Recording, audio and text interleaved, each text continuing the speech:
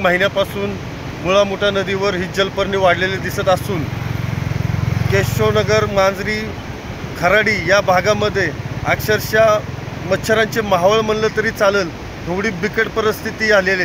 संध्याकाळी 6च्या नंतर कुणीही घराच्या बाहेर निघणार नाही अशी परिस्थिती या केशवनगरमध्ये झालेली आहे. या नदीच्या कडाला एक शाळा आहे, लहान मुलांची शाळा आहे, त्याच्याकडे सुद्धा कुणी लक्ष देत नाही. शाळेतले मुलंसुद्धा आजारी पडत आहेत खूप. जर पुणे महानगरपालिकेने जर रोज डेंग्यूचे मलेरियाचे रोज शेकडो पेशंट या भागामध्ये सापडत आहे. जर पुणे महानगरपालिकेने आता 2 दिवसात ही जर जलपर्णी जर नाही काढली नदीमधनं तर राष्ट्रवादी काँग्रेस पार्टीतर्फे आम्ही महानगरपालिकेच्या आयुक्तांना त्यांच्या दालनामध्ये जाऊन ही जलपर्णी भेट स्वरूपात देऊ.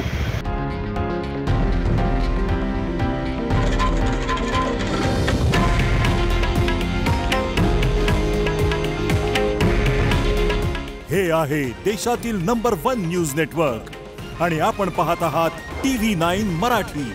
काळजी तुमची, हित महाराष्ट्राचं.